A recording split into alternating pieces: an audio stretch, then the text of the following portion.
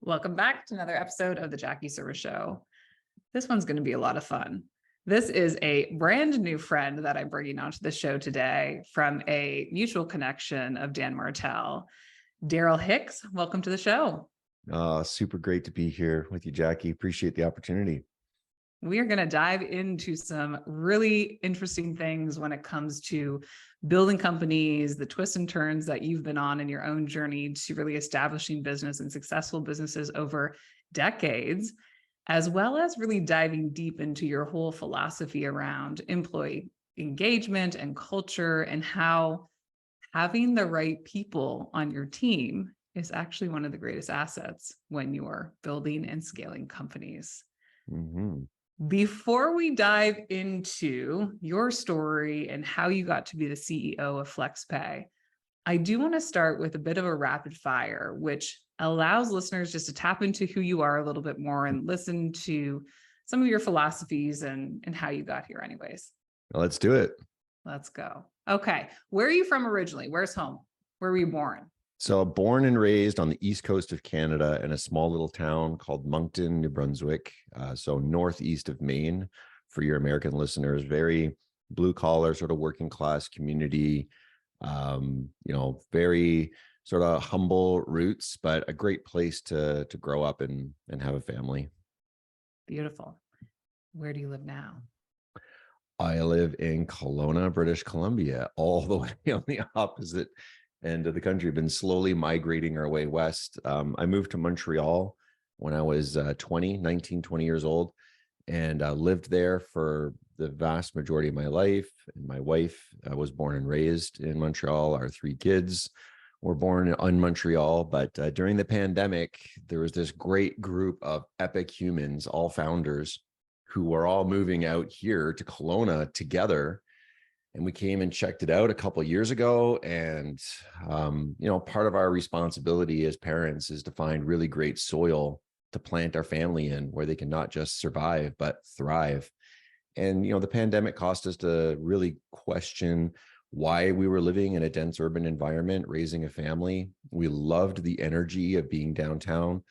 Most of my team was located there in Montreal. We had beautiful offices right downtown on St. Paul Street in Montreal, cobblestone streets and 14, 15-foot ceilings and all that beautiful, white marble and gorgeous offices, that we invested a lot of money into.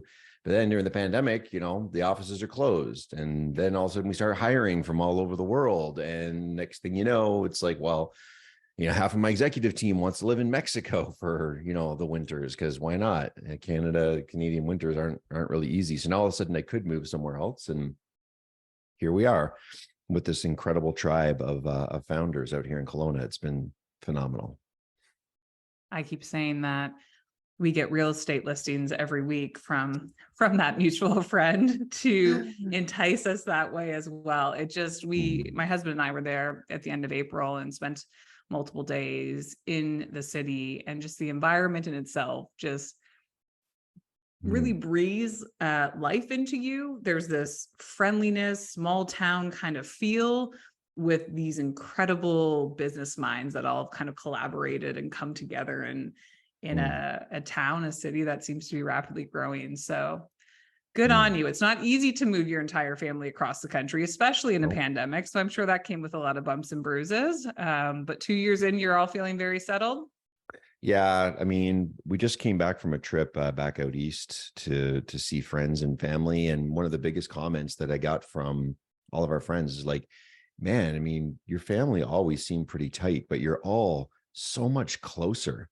Like the kids seem like closer to you. You seem closer to the kids. And I think that's just because we've been so much more intentional, so much more active. Like we're wake surfing with my oldest son, who's 16 now, like 2-3 times a week. And my daughter's in horseback riding 2-3 times a week. And the boys and I are members at a golf club, and we're playing golf together 2-3 times a week. And, working East Coast hours from the West Coast means that, my afternoons tend to be pretty open, and I've been able to get really intentional about using that time for family, whether it's just going on hikes or whatever. So if that's an unintended byproduct of the move, then I'd say we're doing pretty well, because that's amazing. So yeah, no, seems like really the family is thriving. That's amazing. And what a gift to be given that feedback, right? Mhm. Unsolicited, just to say that that's kind of the feedback that people are feeling and seeing of this move. That's incredible as well. And we have something in common. I'm a golfer too. So next time Oh, I'm in Kelowna, we will bring the clubs, and we'd love to get out and enjoy some. I mean, I hear that the golf is just fantastic as well in Kelowna. oh So yeah. There's more can't golf wait. courses per capita here in the Okanagan than anywhere else in Canada, and just like stunning, beautiful courses. I'm terrible. I'm decidedly mediocre. I love the game. The Great. game does not love me, but Same. it's great. It keeps me humble. That's for sure. It changes so rapidly every day, which is life. But Hmm. one day, I can drive the ball 250 yards, and the next day, we're not sure what's happening with the golf ball. So, Yeah, yeah. all It's a common right. experience. Goodness, what a game! It is humbling. That is true. Hmm. Okay, favorite book that you recommend to everyone, something that you love to get in the hands of other founders or team members who are growth oriented. Probably this one sitting right here on my desk in front of me that I think about and quote all the time. It's a classic, you know, Napoleon Hill. It's incredible. I'm actually due for a reread on that, but it's one of the first books that I ever read that I actually studied and had to go back through and create notes and highlights. And there's tons of content from that book that have really kind of shaped my life and my decisions, even as I was launching FlexPay, which was a bit of a departure for me into something much bigger and bolder. A lot of that was inspired by one of my favorite quotes in that book, where he said, dream no small dreams, for they have no power to stir men's blood. And if Mm, you want to bring together an epic group of humans that want to do something really, really special, well, you have to have a big vision, a big dream of how you're going to go put a dent in the universe. Big vision, big dreams. As Dan loves to say, no small plans. So I that's right. definitely subscribe to that philosophy in life. And yeah, I was inspired to that from that book. Amazing. Thank you for sharing. It's a fantastic book. And to your point, it's one that you can reread multiple times and see something different every time you read it.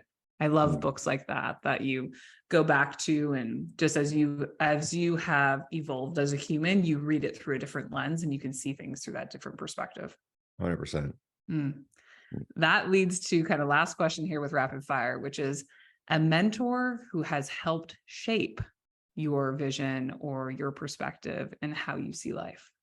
Hmm. Oh, I have so many. I have There's so no there's many. no number. You can Hmm. you go ahead. Yeah, the first names that really come to mind is, well, the reason why I was a hard, quick yes to jump in and do this interview with you is because of the common connection that we have. We already mentioned his name 2 or 3 times, and not that I want to like turn this into a Dan Martell love fest, but he's definitely been a mentor to me and a real inspiration. Success leaves clues, and inspiration comes through proximity. Being close to people that have these really big, bold dreams and are just pushing themselves so hard has just been, I mean, they don't even sometimes realize that they're being a mentor or an inspiration just through the things that they do. But I've definitely been very inspired by Dan and the way that he lives his life and the people that he's surrounded himself with. I have another really good friend who I don't get to spend a lot of time with, but he's been a great mentor to me, is Jason Atkins, who's the CEO at 360 Insights, kind of on a similar path to what I'm doing as a founder in FlexPay.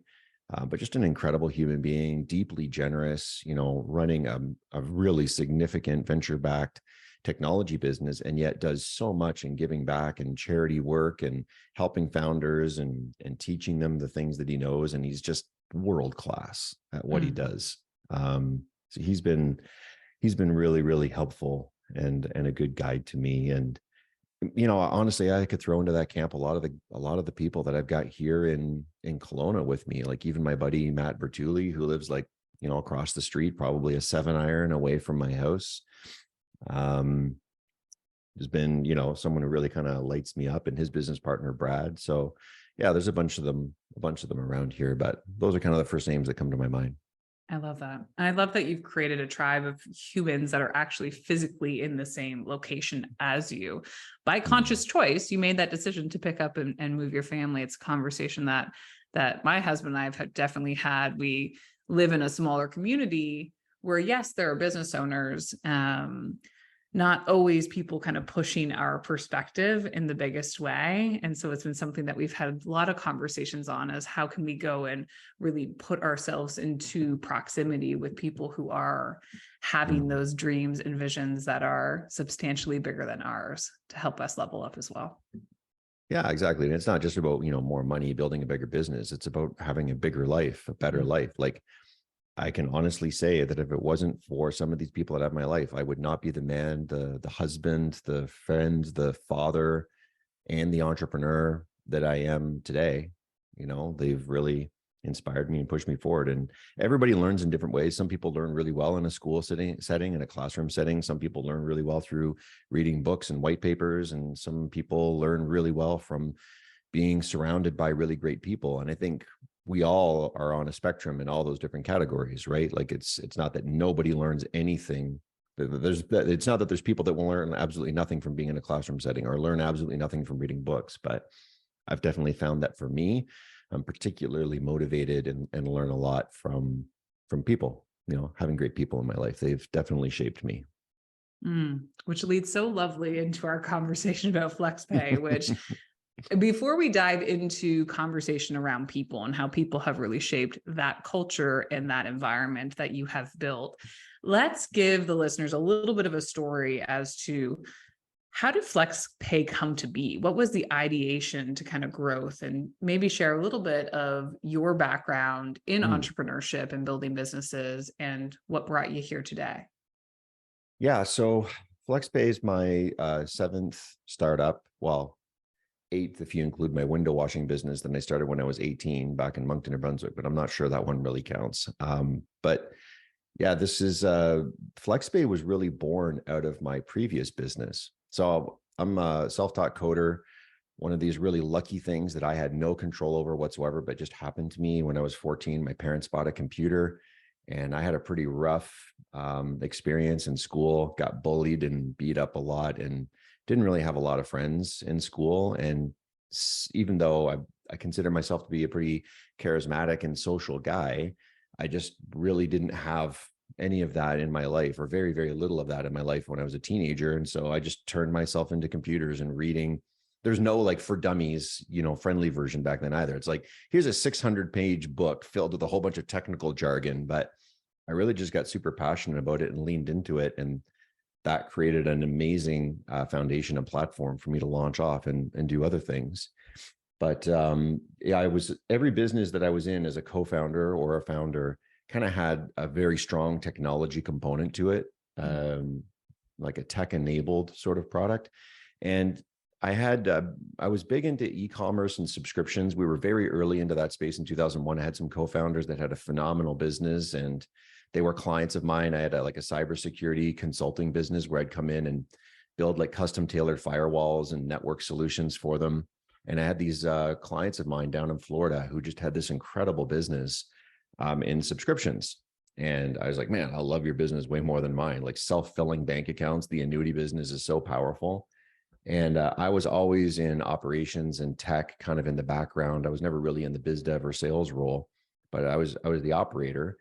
And these were, bootstrapped, organically funded businesses. So we had a maniacal focus on unit economics and, gross margin and lifetime value and refund rates and decline rates on our customers. And we were operating at scale as well. Like, we either sold to or serviced tens of millions of customers across 4 continents. We were really big in Brazil, the US, Canada, the UK, Australia, but probably 70% of all of our business was in the US. And when I had an amicable parting of the ways with my co-founders in 2011, I decided I wanted to stay here. A lot of them were moving abroad. And, but I wanted to really focus on building a team again and focusing more on tech. I launched a third-party administration business. And what that was is I'd go to these big subscription brands in the US, usually publicly traded, and say, we're going to move all your customers onto my billing platform, all in-house tech. We'll connect into your merchant processing banks. And we had to go through all the Sarbanes-Oxley and SOC 2 and Visa DSS and PCI certification, all that kind of stuff. Like, it was a lot of work to build out these platforms. But we kind of built it for ourselves, and it was a natural sort of level up. And I would say to my clients, and if someone called customer service and they would press 2 for billing, the call would get transferred to us, and we would handle all the billing concerns and questions, and launch a save a sale, customer retention sort of program.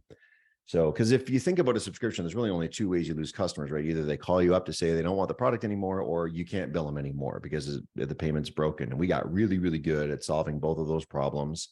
And on the can't bill them anymore side, I just, my network infrastructure and coding background kind of led me to being really curious and digging into like, why are all these payments failing? What the heck is going on with this? And it was quickly becoming the largest driver of churn for our customers and for our own brands.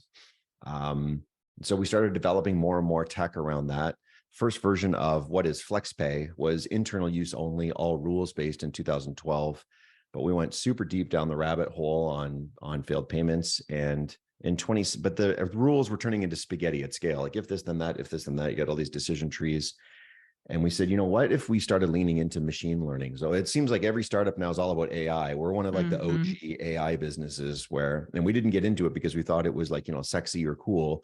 We did it because we really thought that it was the right tool for the problem. We already had over 1 billion transactions in a proprietary database with a lot of understanding of what drives failed payments. And so we decided to rebuild everything from scratch in our payment recovery tool, but using machine learning. And we saw this massive spike in performance. And I was like, oh man, I think, it would be really fun to turn this into a standalone B2B SaaS product. And I had just met Dan Martell in 2014, and he was teaching me a lot about what he had done in SaaS businesses. And this was in 2016. So I decided to do that, kind of inspired by Dan and a few other people, put together an advisory board, raised some capital. I put in a bunch of cash out of my own pocket, and kind of, as they say, the rest is history. In 2017, I sold out all the other assets, divested myself of everything, and just went all in, focusing on FlexPay, which is a tool that uses AI to analyze transactions down on the Visa MasterCard rails and invisibly recover them. We have a trademark on invisible recovery. So you don't have to ever talk to your customer. You don't have to embarrass them saying, hey, your payment failed. Can we do something about this?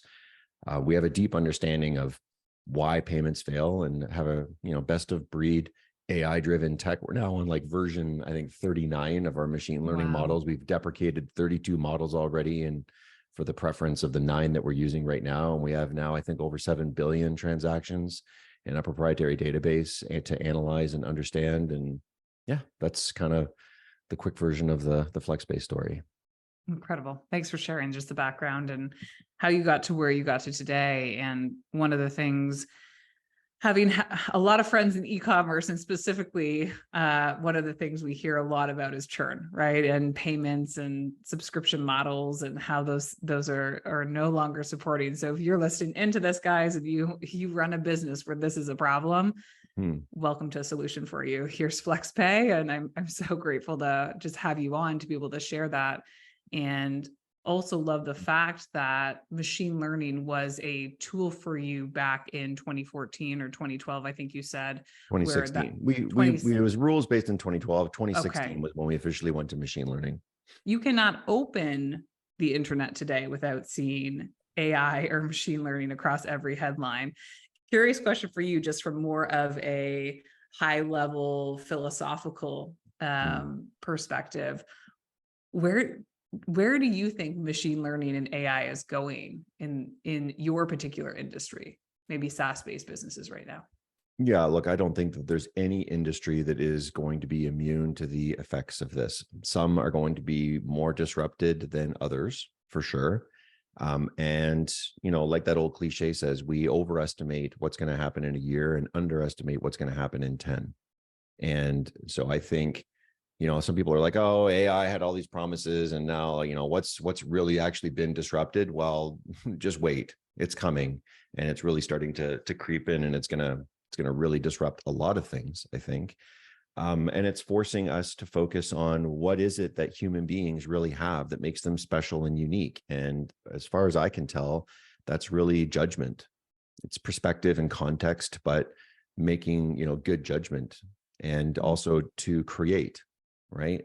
So I really encourage everyone on my team to be leveraging like the large language models and using tools like Copilot so that we can all become more efficient and more productive, because, AI is not going to come and steal your job, but someone using AI as a tool is going to steal your job, right? So you've got to really learn how to use these tools and level up so that you can be the highest operating, most productive version of yourself, and spend more time kind of flexing those creative muscles that you can really bring to the equation. So that's where I see it going in the next little bit. I don't personally subscribe to the whole like AGI, Skynet, it's going to come in and kill us and destroy us all kind of model. I am deeply concerned about how fast this is all going and the societal implications. Like, I don't know if you've seen that YouTube that the guys from the Social Dilemma published called the AI Dilemma. I think they make some really great arguments on the societal impacts, unintended second order and third order consequences of this. So I'm keeping an eye on that and thinking a lot about, where, what are the guardrails that I put around this for my kids, for example, right? And, and encouraging them to use the large language models in their everyday life, but spending a lot of time thinking about that's a rabbit hole. We got to be careful. I know we could really, but it's a podcast. I've actually been asked, a couple podcasts I've been on. That's been one of the core topics, is when it comes to jobs and thinking about people in particular, how is AI going to be impacted from a job standpoint? And the quote that you just said, which is, hey, AI is not going to come and steal your jobs, but people using AI will, is fundamentally at my core, my belief system as well. So that in itself is just something that I would agree with you, that there's going to be no industry that isn't somehow interrupted in some way, shape, or form. And I'm glad that you went that way and almost made a blanket statement versus just going down SaaS, because I would agree, inclusive in the world I live in, which is people, talent, recruitment, massively impacted by AI already. And I think it's only going to continue to go down that way. For sure. Amazing. We are aligned. So I read, there's a lot of really cool bios, but your bio specifically stood out to me. And there was one quote within the bio that really caught my attention. And it's this, that 50% of your current employees are investors in your business. That is the first time I've ever seen that in 20 plus years of reading really cool bios.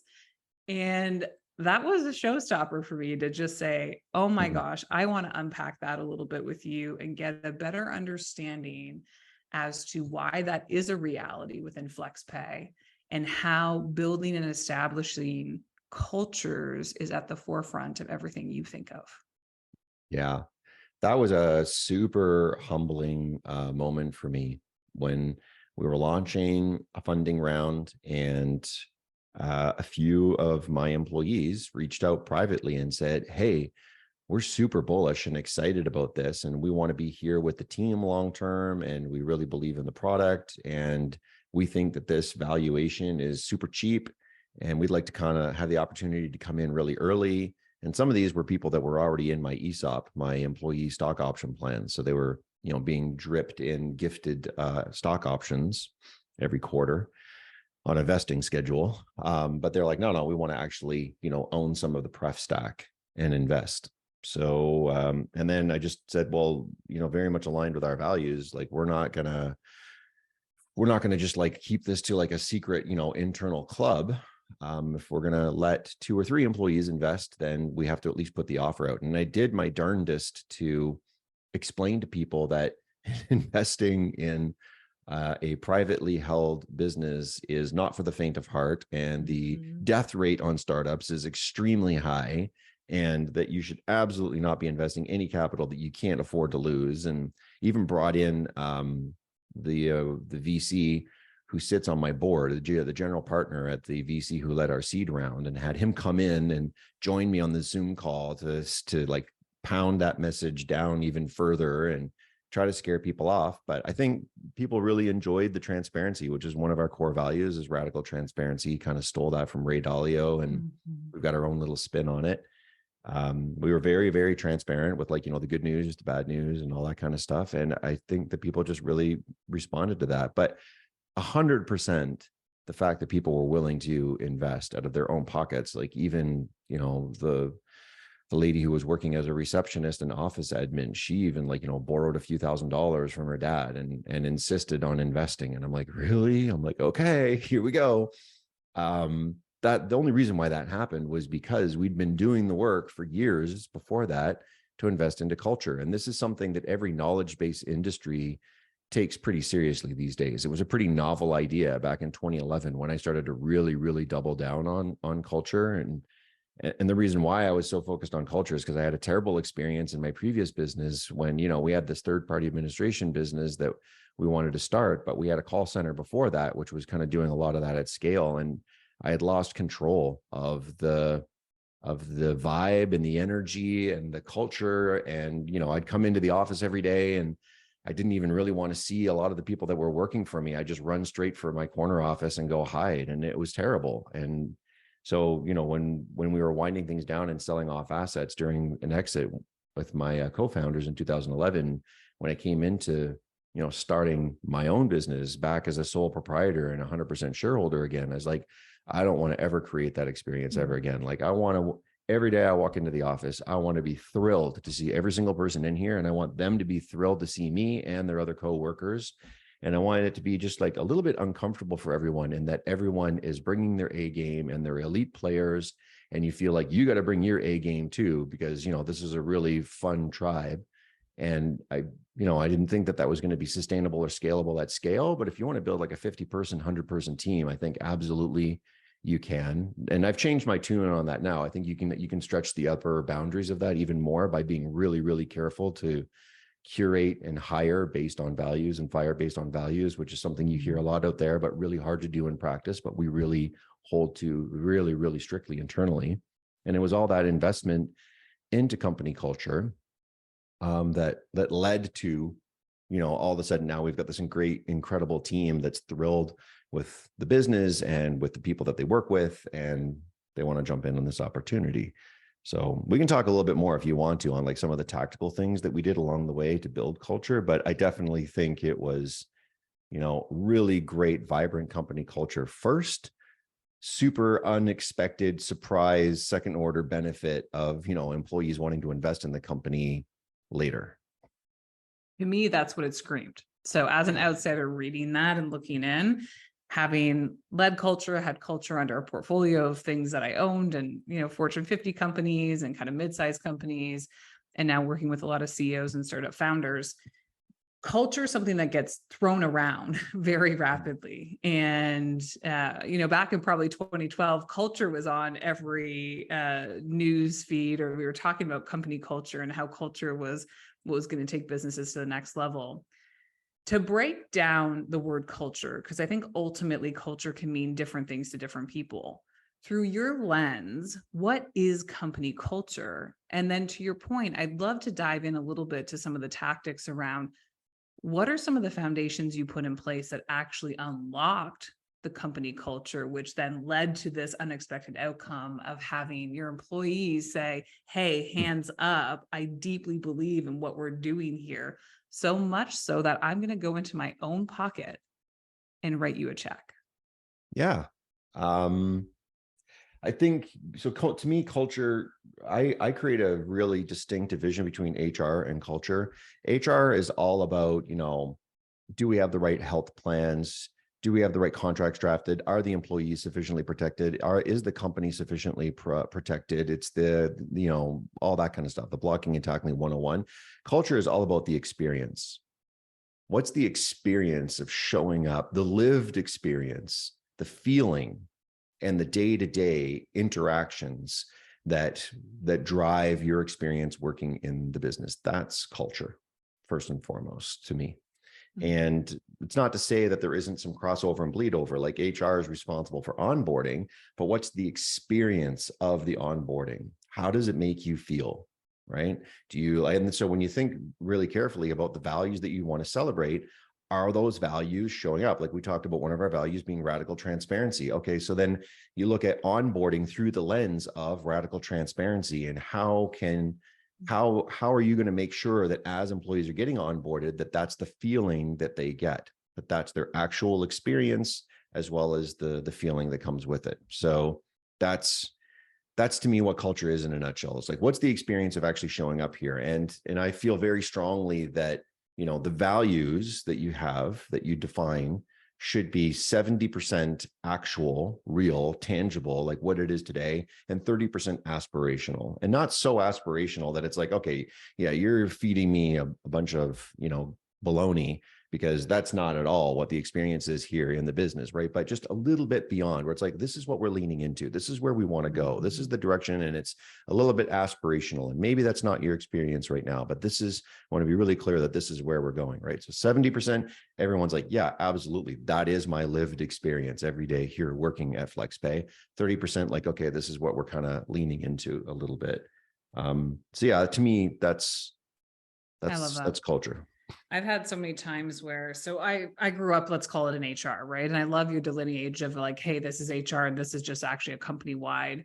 We're all living into culture. I worked for PepsiCo for years, and then I left and joined a mid-sized organization. And one of the mandates that they had on my, CHRO title was fix culture. And great, happy to take on the energy of culture. But let me be clear about my perception of culture, which is every single human that walks through the door every single day has a choice on how they're leaning in, a choice of how they're showing up. And so to me, culture is the collective of every one of those choices. And yes, we can create, to your point, the lived experience and some stretch goals around like, hey, here's what we're trying to lean into, and here's what we're trying to create. But ultimately, the lived experience is the culmination of all the energy of the humans walking in the door every day. And I love the delineation for you of saying like, hey, this is actually a company-wide, yes, ultimately you as founder CEO I'm sensing you feel like you own culture, own the strategy of what culture is. Oh, yeah. And then every human that walks in the door, to your point, that's broken down into your hiring of who the people are that come in, who the people are that stay, who the people are that have to leave, goes hand in hand with the foundations of culture at the core, which I love. Yeah, absolutely. And look, where we get bogged down as founders of like where the rubber meets the road. How does this actually happen? What does it actually look like? And I had to learn a lot of this the hard way. And then fortunately was really well surrounded with some great mentors who kind of guided me through. But Jim Collins, there's that famous analogy where he's like, the right people on the bus, the right, off the bus, and everyone in the right seat. And you realize quickly as a founder along the way that that's not enough. You also have to create the right environment for them as well in order to thrive. Like I think of cultures, like if you imagine an aquarium filled with water and you have all these exotic fish, and the exotic fish are your high performing employees, the water is the culture. And if the water gets really murky and dirty and it's not being properly filtered, then the fish get sick, they get sluggish, and they're looking for any opportunity to get the heck out of that aquarium and go somewhere else, right? So maintaining a really clean water, it's what really holds us together and allows us to get through really tough times as well, right? It's the little pieces of metal that connect the armor together, not the actual big beads of the armor that you think really protect you. It's all that connective tissue that pulls us together. And there was a book that I read by Eric Ries, which I absolutely love, The Lean Startup. And he had this quote in there that kind of started me down this journey of like, what am I going to actually do in creating culture? Where he said, the foundation of any culture is process. I was like, the foundation of culture is process. I thought of culture as being kind of like this, like wishy-washy woo, sort of like, hey, we all love one another. We've got these vision and values. Is there really possibly a process to this? And so that looking at through that lens, I went and started interviewing other founders who I looked up to as having world-class culture. And sure enough, I discovered that there were certain tactical things that they were all doing that they had in common. And then I said, okay, great. And it wasn't just a complete, rip off and duplicate, copy paste of what they were doing. But once we kind of distilled these lessons, we said, okay, how can that inform what it is that we want to do? And I came up with basically 3 things that you need to do, that founders need to do to create really great culture. And that's define, decide, and delegate. So define is you got to write it down, right? Google talks famously about, like, when you want to create great culture, you start with the four corners of a puzzle, right? If you have puzzle pieces and you want to build a puzzle, how do you start? Usually you look for the corners and then you look for the sides. So that's the job of the founder. That's the job of the leadership team. You have to write down, and the four corners of the puzzle are vision, values, purpose, and BHAG, right? BHAG is that Napoleon Hill quote that we already talked about, like dream no small dreams, the big, hairy, audacious goal that really lights people up and makes them feel inspired. But the values critically must be co-curated. You can't just say, okay, these are going to be our values. It's really important to go out. This is what every organization that I was interviewing was doing, is they went out and they would be challenged by the team. And it's like, and this is like the 70-30 that we were talking about. It's like, okay, is this really a reflection of your lived experience? And do you agree that this is aspirationally where we should want to drive to? So that's defined. To the decide, that's where, like, the co-curation on the values comes in. And what that looked like in our company is we would like make posters and we say, okay, this is our first draft of our values. And we'd have posters hung up all around the office. And some of them we had to put in like kind of private areas because people were shy, and we'd hang Sharpies on every one. And we'd have people kind of like strike things out or ask questions or like put +1s and check marks next to certain things. We would talk about it during town hall. We did everything we could to try to extract. And sometimes it felt like pulling teeth, where it's crickets and no one wants to put their hand up. But slowly over time, several months of discussion around this, we were able to get feedback from people and buy-in on this. So that's the decide piece. Leadership gives permission, sets the tone, and ultimately owns it. But then the most important piece is the delegate. Your employees make it happen. And so that's the middle of the puzzle getting filled in, right? The founder, the leadership team never takes care of the middle. Like, once you've written down the four corners and you've decided on the values and they've been co-curated, you really have to turn it over to the people. And what that looks like in most companies that I interviewed is a culture committee. They might call it different things. Right. Generally, it's about one culture committee member for every 8 to 13 employees.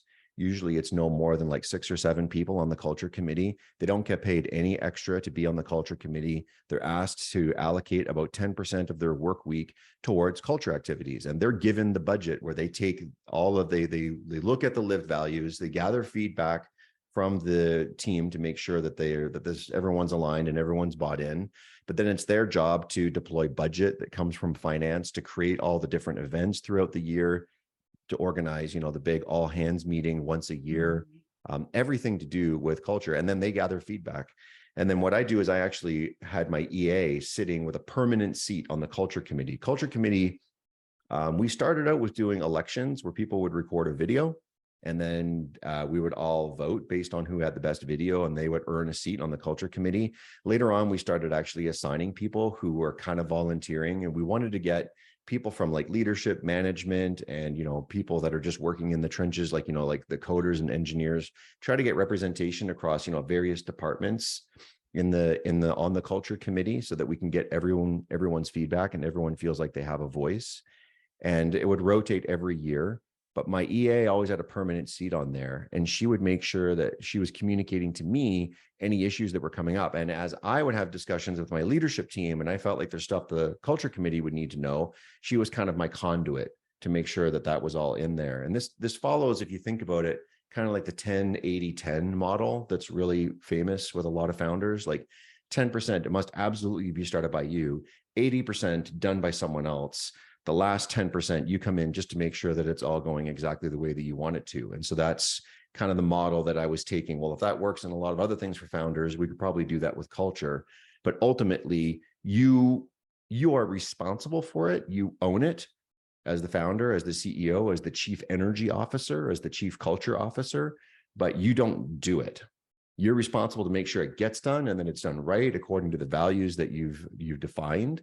But it absolutely has to be the team that has the ownership and really bought in and makes it happen and makes it go. And that's where I see a lot of founders kind of struggle and stumble, is they start to lose steam as they're trying to do all of it themselves. And they've got all these other responsibilities as a CEO of a business, and hiring and capital and marketing and all these things. So yeah, that's kind of how I came through it.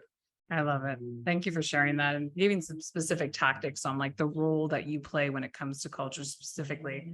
I'd love to just follow up on a secondary question around that, because you mentioned it around what your role is within culture as the CEO. I'm actually curious holistically, when you look at your role within the company in general, what role do you feel you play as CEO versus what do you hand off and delegate to your executive team and then their teams in order to own holistically as well? I ask Yeah. this because I have a lot of conversations around the CEO, COO Mhm. dynamic and the CEO letting go and allowing kind of operational teams to run with their specialized, kind of what they're most uniquely qualified as. Um, Yeah. So look, delegation does not mean that you are no longer responsible, right? The CEO owns it and is responsible. If somebody doesn't have a great experience, right? Culture is experience. If somebody doesn't have a great experience at the company, it's ultimately my responsibility. I've got to own that, right? I don't think that the CEO ever has the ability to give that up. They need to own it. But again, it's critically important that the day-to-day of the decisions are being done within that framework that you've defined, right? And we revisit every year, like, are these values really still serving us? We just went through this project a few months ago where we came up with a new iteration on the values. The core of it, like the roots of it didn't change, but the fruits kind of changed. The way that the values manifest themselves inside of the organization was refined and polished and kind of shifted based on, where the business is at and the needs that we want to have. And so you got to give yourself permission to kind of go and do that as well. But then once that's defined, it's up to the culture committee and all the individual employees to make sure that they live it. And we all end up policing one another, right? Like, one of my favorite things is when you hear an employee say, well, we don't do things like that around here. Right? When there was gossiping and someone talking behind someone's back, and they're able to call out the specific value in the organization that they're in breach of. We don't do things like that here. That's how you know that it's starting to work and that it's gaining momentum. And it's never perfect. It's always messy, but it's, it's moving in the right direction iteratively. You can see it kind of like trending in the right direction, right? I love that. Yeah. Thank you for sharing your perspective. And I love when you start to hear it in the language that others are using and you hear them cue back to it. That's when you know it's beyond the poster in the boardroom and it's actually Mm. starting to be lived experience to your expression. I love that so much when you start to hear the language that's just being innately used amongst the culture itself. Yeah. I Super, love that. super important. Last question. How do you leverage culture and values when hiring great people? How does that go hand in hand with your hiring process? Yeah. So just like values inform onboarding, values inform your day-to-day lived experience, values inform your 360 reviews. If you do those, values inform everything. Culture and values also inform even like the interviewing process, right? Where we go through and we take a look, like, all of our 5 core values, are they really being properly represented? Super important to go with your best foot forward. We are fortunate enough to have some really good testimonials and recordings of videos of employees talking about their lived experience inside of the company. And it's not for everybody. It's going to turn some people off, and that's okay. That's what you want. Part of, like, getting really, really clear about your values and what they are, even in the hiring process, is that it creates that filter, right? Where people are now understand, they're hopefully coming in eyes wide open of what it is that they're signing up for. And how we know it's working is that once they come in, we have a tradition in our business that the first town hall after 30 days that a new hire has been with us, we ask them, like, about onboarding and about hiring and how's the first 30 days been inside of the organization, and what's the value that you see showing up the most, and also what are the things that we could have done better. And it's hard to get that constructive feedback, critical feedback realistically. Like, they're in front of the entire company on a Teams call and they've only been there for 30 days and they're still in the honeymoon phase. We are actually looking for constructive feedback, but I'm just saying, like, it's okay if you don't end up getting it. But no, 100%, like, we are really intentional about making sure that the values and that even the hiring process, we have the values right there, even in our job descriptions. And when we're going out and campaigning, and like, this is really, really important to us. And we don't just pay lip service to it. Look at these videos and testimonials of like people that are already inside the organization talking about it. You can interview other people inside of the company if you want to, but this is who we stand for. And this is what we stand for. And this is what we don't stand for. If that sounds like a fit for you, great. We'd love to have more of a conversation.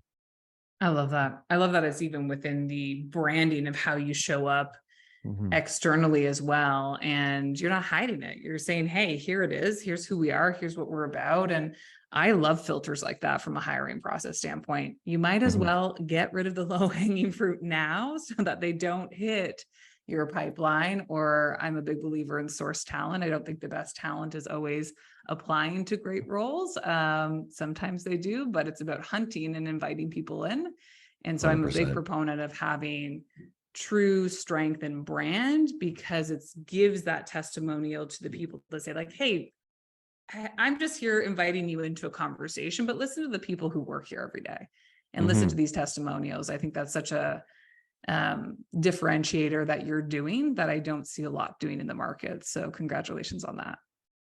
Yeah. And we didn't have testimonials when we first got started, right? But now that we've been investing into it for years, we've been able to get more of that stuff. And so, our head of people is slowly in an iterative manner gaining more and more sort of, fuel for the fire that allows her to do better and better as we go. And it really does build upon itself in all kinds of interesting, unexpected ways, like the, over 50% of the employees investing into the company kind of thing, right? So I love that. That's something that will always stick with me in this conversation is, yes, it is the outcome of a lot of incredible work that you guys are doing at FlexPay. But Darryl, I'm so grateful for you to be here today and just share your wisdom and experience with everyone tuning in. If somebody wanted to, one, get in touch with you, or two, learn more about FlexPay, what are the best ways to get in touch with you?